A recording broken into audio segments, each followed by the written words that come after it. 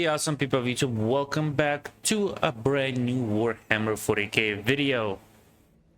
Now, today we're going to be talking about my Vanguard build and why I think it's good, but some people might not enjoy it, or might not like it, or might say it's too OP, it's too meta, but I like it because it does a lot of things that I want to do. But before we get started, I just want to say that if you do enjoy this type of video, do let me know by leaving a like, comment, and especially subscribing to the channel. It helps a lot. We also do stream every single day from around 4 p.m. Eastern, or around that time. And we do have our own Discord. All those links are down in the description. And in Discord, you can post your builds, your screenshots, all that wonderful stuff. Do join that. But with that said, let's talk about the Warhammer 40k Space Marine 2 Vanguard build. I'm sure there's plenty of the same ones, or maybe slightly different variations, but I'm going to post mine. So, as you can see, I have max level Vanguard with God knows so many operations done. So he has full armor, so played it a little bit. Now, let's go into the armoring hall and talk about the perks, the weapons, and all that beautiful stuff. Now, Vanguard has a grapple launcher, which allows you to pull yourself towards the enemy, propel towards them, with a beautiful thing called diving kick. I recommend using it on warriors if you're fighting Tyranids or Chaos Space Marines, not the smaller mobs, but the big enemies, because you will stun them for a few seconds while you're traveling, but you also do a diving kick, which does a lot of damage and allow you to close the distance, especially if you're using a melter rifle. If you're using like Oculus Bolt Rifle or Instigator Bolt Carbine, it will be a little bit different, right? But right now Melta is OP and it will be eventually fixed, because there is a bug right now where if you have contested health, which is white health, that you're missing, you can fully heal or heal more than you're supposed to, right? But until it is, fully patched, I'll still be using it. Even probably after it's fixed, I'll still be using the Melta Rifle because it is awesome, right? But let's talk about the perks. Oh, you also have 2 armor class compared to something like Bulwark, which has 3, Sniper has 2, but every other class has 3 armor class, which puts you at slight disadvantage because you're trying to be up close. Having 2 armor is not as good. But if you pick up armor boosters from the ground, you will be at 4 armor, just like every other class that picks those up. Now, so what perks? Now we're gonna go over the ones that I like and the ones that you could try. Could be more for your playstyle. Now, in the first column, I'm using Melee Mastery, which gives you melee damage increases by 10% against majority level enemies and higher. The reason why you do that is because I use Melta Rifle or as a horde clear. I sometimes use it against warriors or Tyranid warriors, because if there's multiple of them, I can stagger several of them and damage multiple, right? Now, for the most part, against those enemies, I use a melee because, well, the ES has a good amount of rounds or ammo in a higher difficulty in Ruthless, which you will see the gameplay of at the end. It can be hard to replenish that ammo. So getting rid of the majority enemies or higher with a melee is going to be your bread and butter. So you can save that ammo for the horde, right? Another decent perk that you can pick in the first column is Moving Target. Each melee attack you land reduces the range damage you take by 1% up to 15%. If you do not land the melee attack for 3 seconds, that effect ends. The reason why I don't necessarily like it is because you're going to be stuck there attacking 15 times. And in the horde, you try to get rid of the horde, the Tyranid horde, as fast as possible, right? So this thing, the moving target, will be beneficial if there are multiple warriors with the swords, or the ones, forget the names, with the guns, right? Tyranid rifles. So if you have those, moving target is more beneficial. But I think overall, melee mastery is better. Now, in the second one, I like Duelist, for perfect parry window being increased by 50%. Now, it is amazing because, you're going to be up close with a grapple hook, So you're going to be trying to parry a lot of enemies. Okay? Having that 50% increase will allow you to do the beautiful thing called gun strike, getting your +1 armor or one of the armor back more consistently. Now, another good one is conviction. The moment your armor is fully depleted, you take 15% less health damage for 10 seconds. That is also really amazing one because you only have 2 armor, so you're going to be losing your armor pretty consistently. Now, close combat focus might seem like a good one because you take 20% less damage from melee, because you're going to be up close, you're going to be taking a lot of melee damage, so taking 20% less seems like a great thing. But taking 10% more range damage can be really bad, especially because using a melta, your only other weapon that can deal at range is a pistol. And at higher difficulties, that can be a little hard. Now for the third column, the beautiful thing I personally take is consecutive execution. Because killing 10 enemies in rapid succession restores equipment charge by 1. Right? And has a cooldown of 3 minutes, aka 180 seconds. So in a horde, you go through both of your grapples, to get into one, back up, get into put yourself or grapple into another enemy, get rid of them or damage them, and you can back up. And then if you melt that, you kill 10 enemies in rapid succession, you get one of those charges. Now, if you don't like that, because I enjoy grapple hooking, that's why I take that, you can go into retribution. After you grab a knockback, you deal 20% more melee damage. I don't recommend that.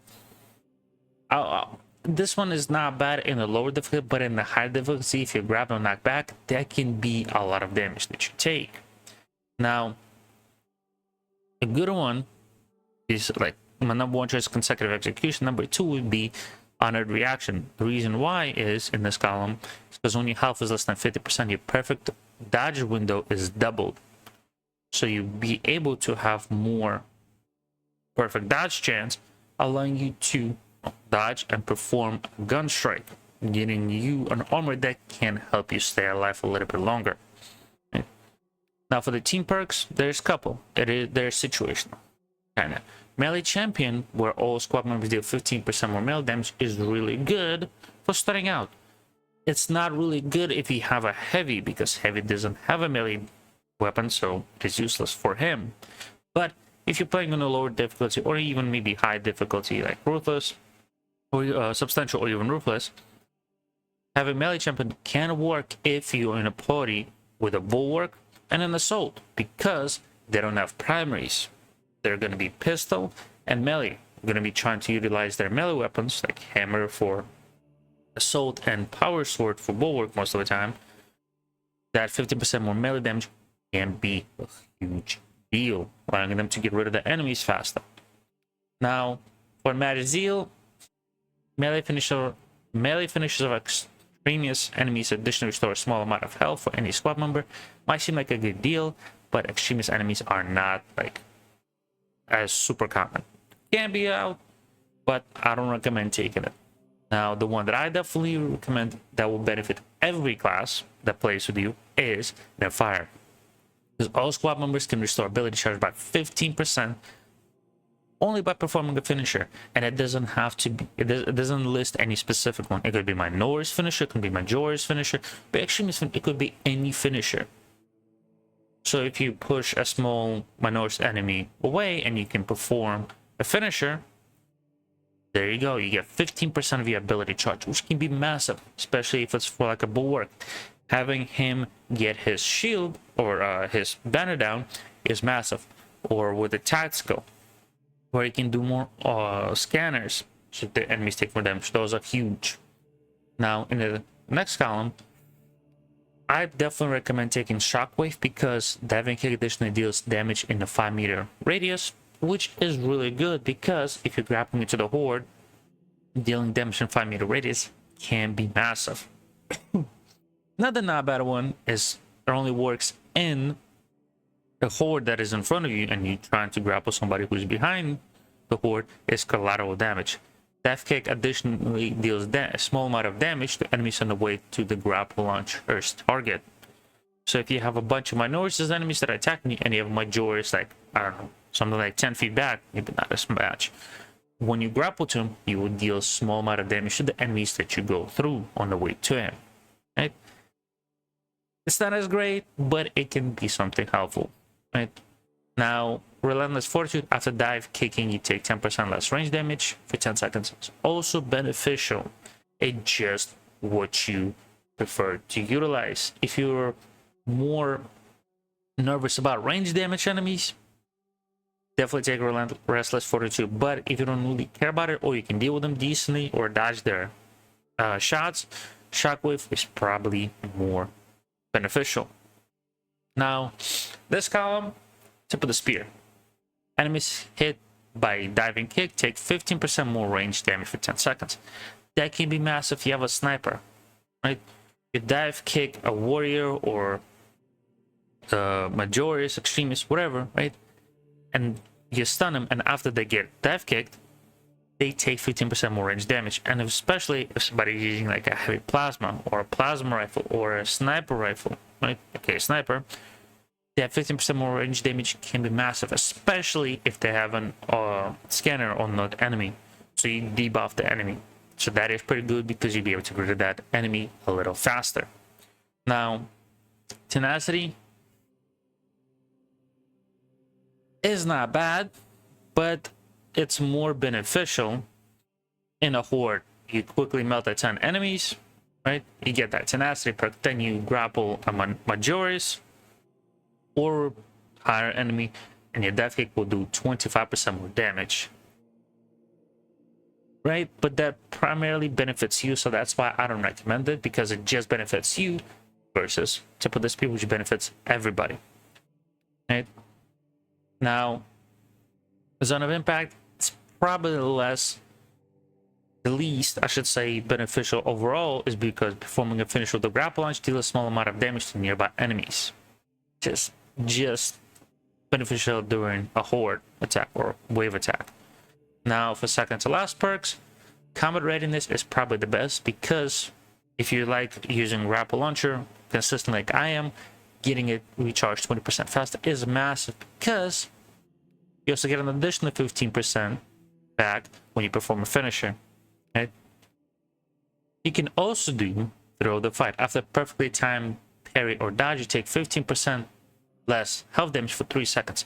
That is really good, especially in the higher difficulties. But if you have a decent time parrying and dodging, this is not as effective. So getting a grapple launch can be good. But if you are new to parrying or dodging or getting perfectly on those, this can be beneficial, especially if you're doing higher difficulty. Now, while the other perk in here, Grim Determination, when Grim Grapple Launcher is cooldown, weapon damage is increased by 10%.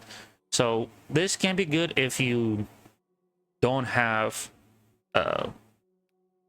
inner fire, because if you do finish, you get that back.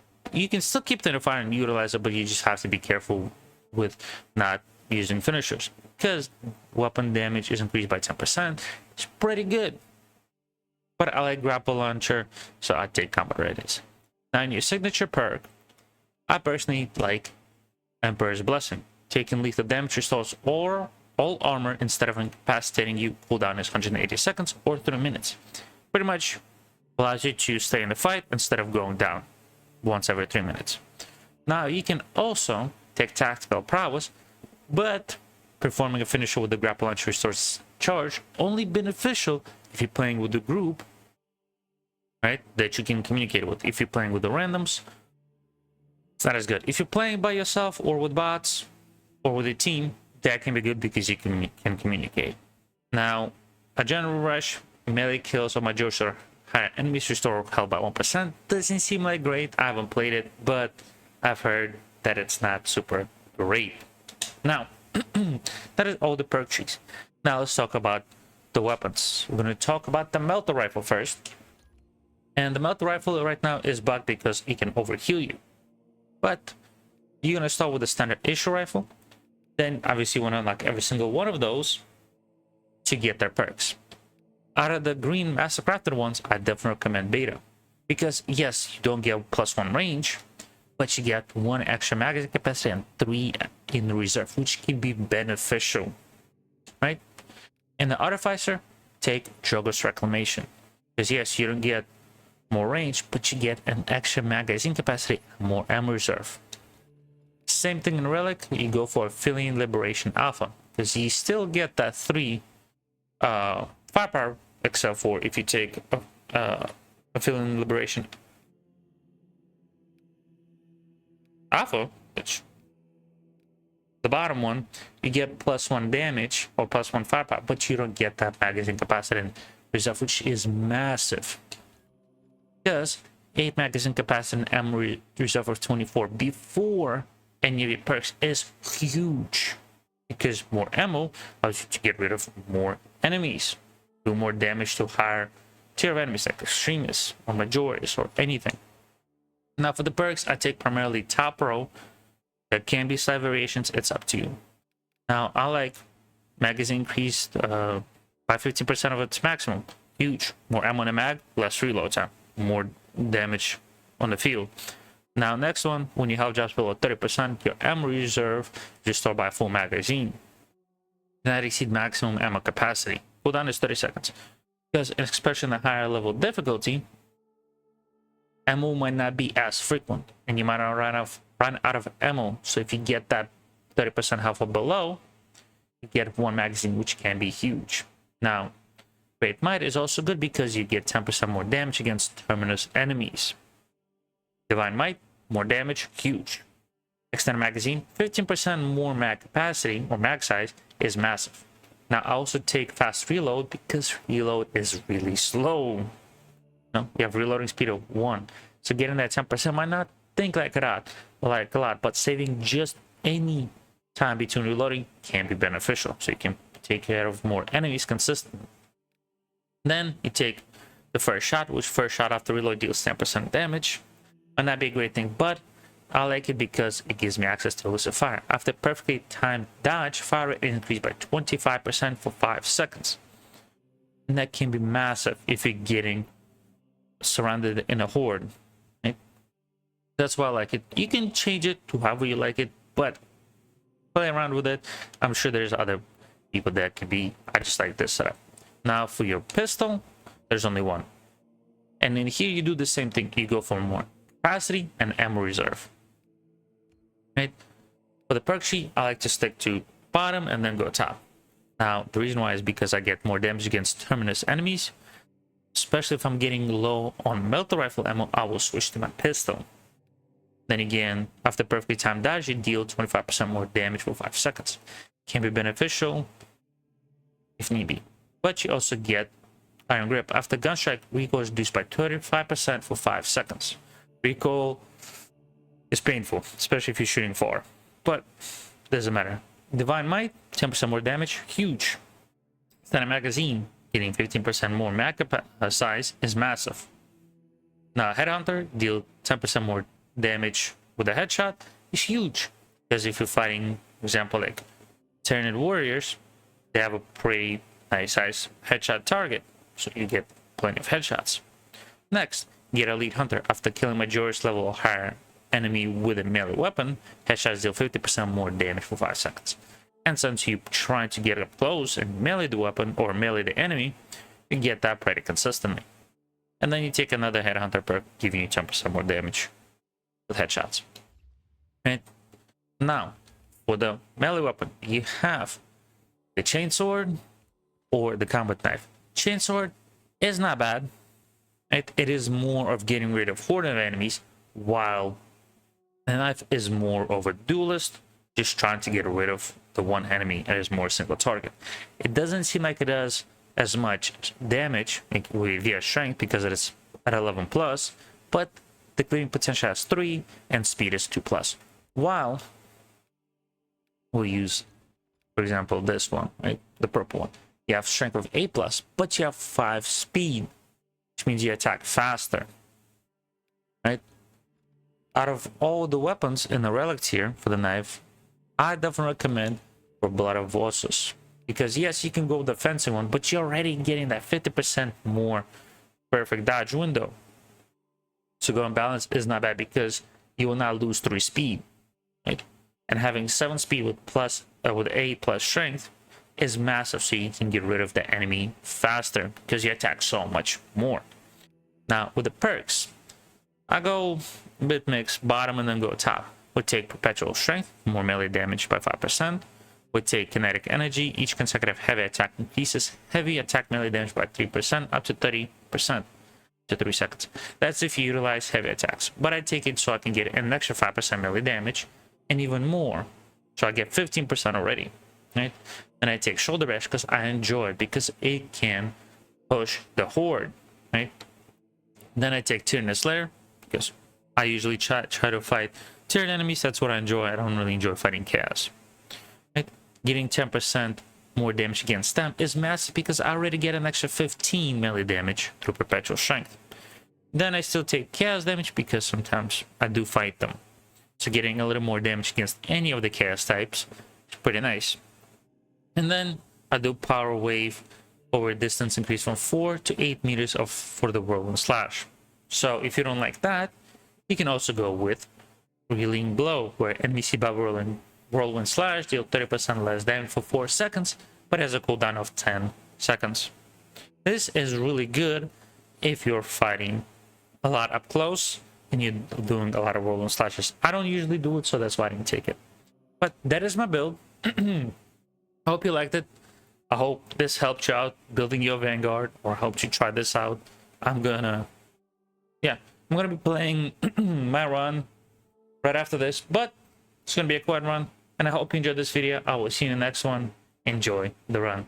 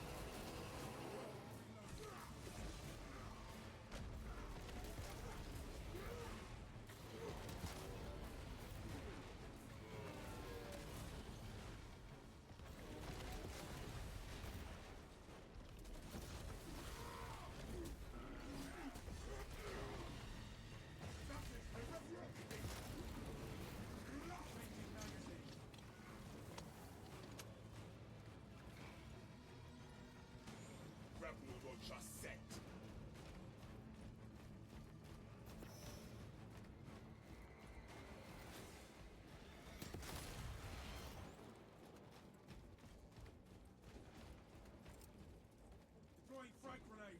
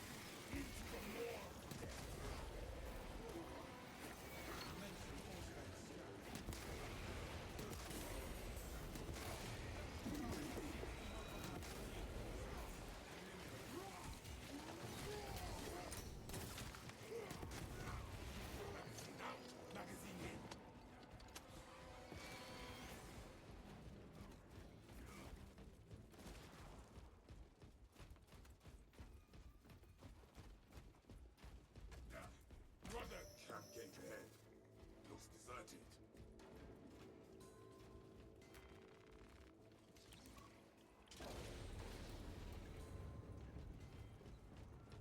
Reporting in. Team has arrived at the Imperial Guard encampment.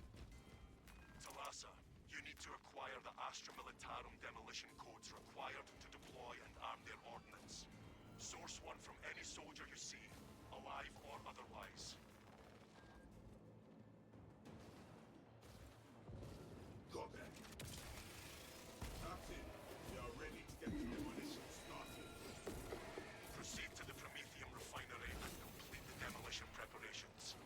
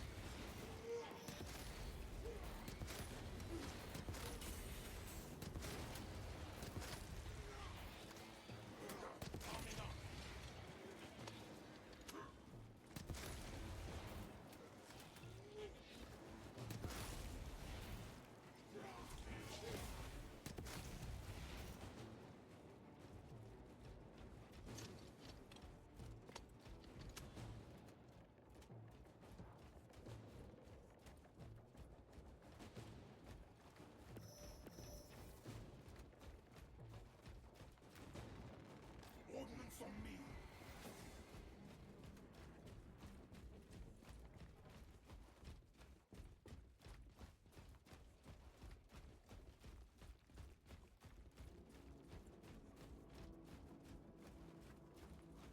Rally on me to advance!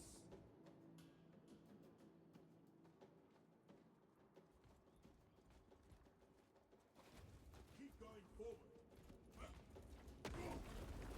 Path is clear.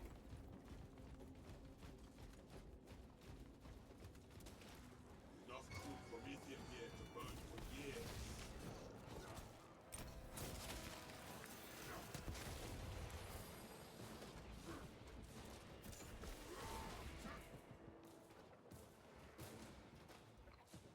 Tyranid slide marked. Cut that sword from front!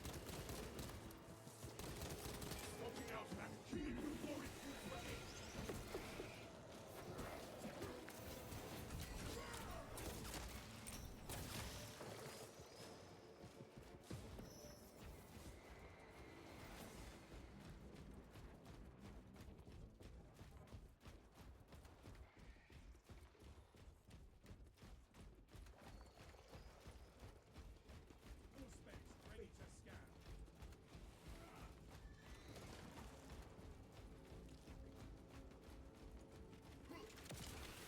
Into the fray! Put your fire!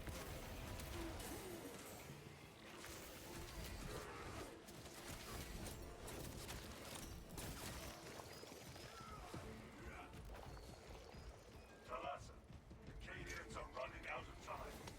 How close are you to the Prometheum facility? Reaching the facility now. You are making good time. We are going to need it.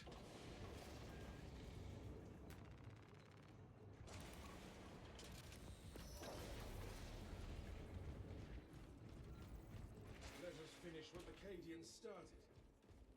Use the codes to prime the bomb and finish its deployment into the crude promethium well. Cautiously, if you know what is good for you.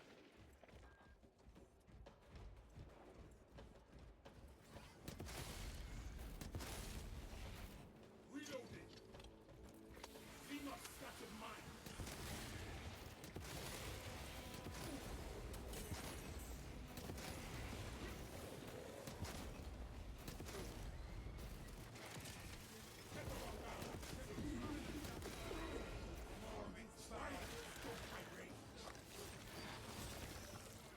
Disappointing.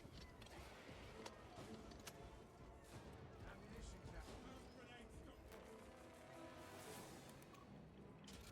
Ready payload delivery. Rites of activation have been observed.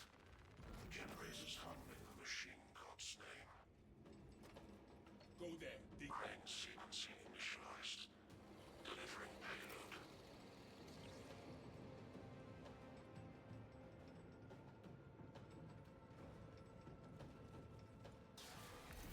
Deploying shock grenade.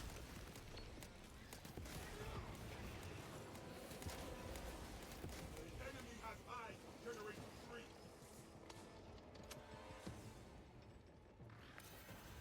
Generator 3 is discharging a regular current. Eliminates these unholy fluctuations.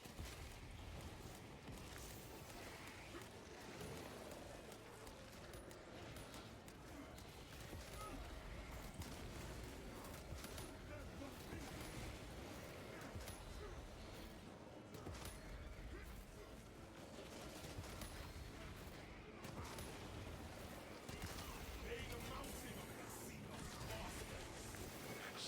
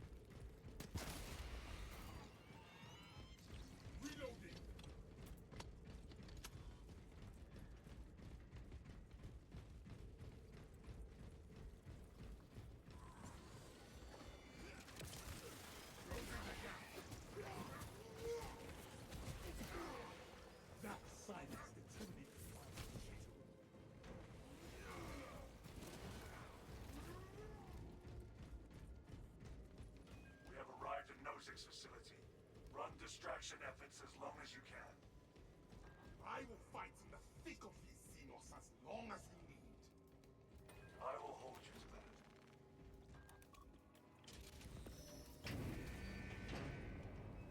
Auspex Prime. We are angels of death. Are we sure this place will hold together once that bomb goes off? There will be more burn than bombs. Getting broiled is not an improvement.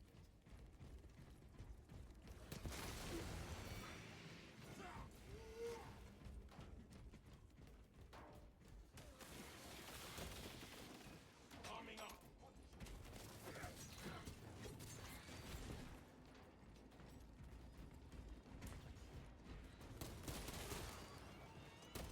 Take heart. The flame will stand against them. Better than any war.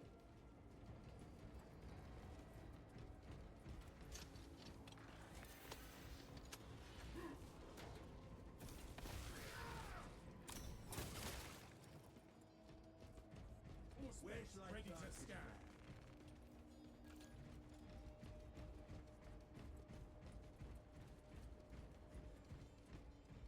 Stay close and guard.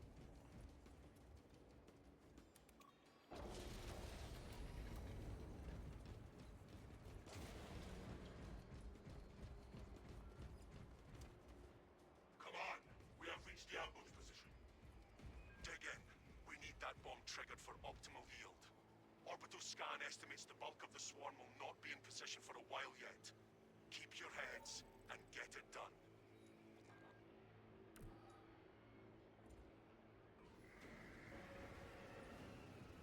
Ah! Ha ha ha! Good. They come. I wondered how I might pass the time. Check that spot.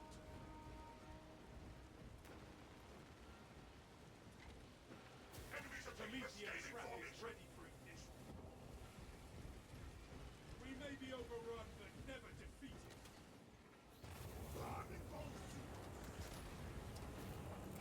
The bulk of the swarm is continuing along the predicted path. Continue convinced. Rise of receiving progress. Systems will remain locked out until the normal-sized vessels are complete.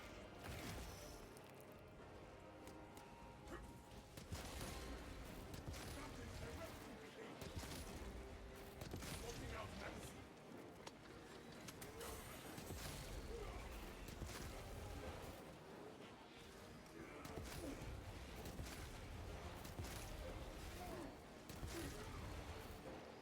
Thrust the ravenous turn its head to make the refinery is no longer secure.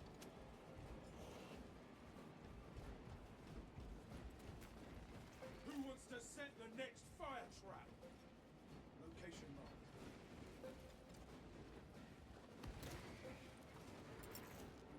I'll be melted on.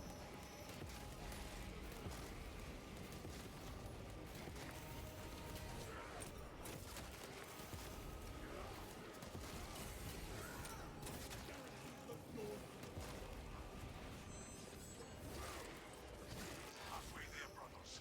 Keep it up.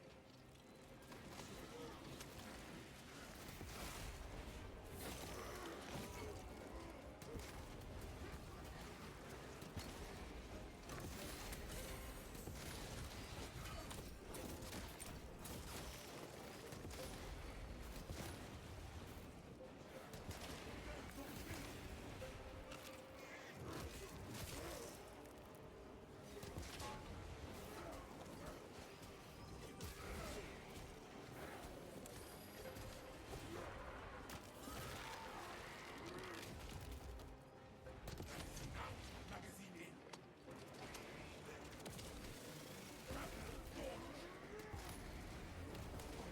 There's more moving on our position.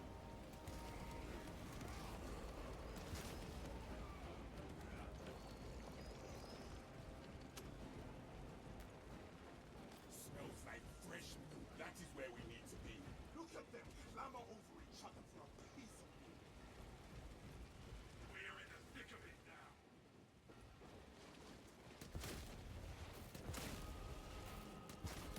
The swarm has almost fully committed.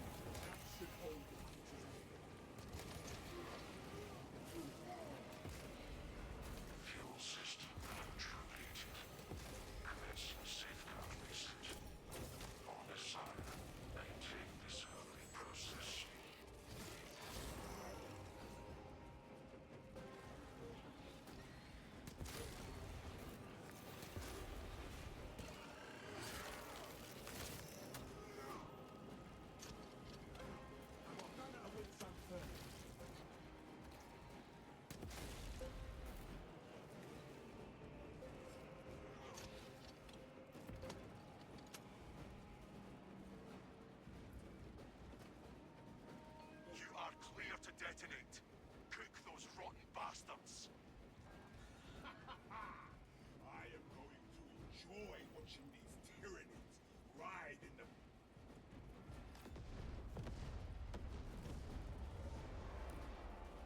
Quarters reporting.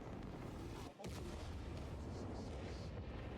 Tyranid biosides down 90% and falling. Swarm annihilation confirmed. Excellent work. Move to extract.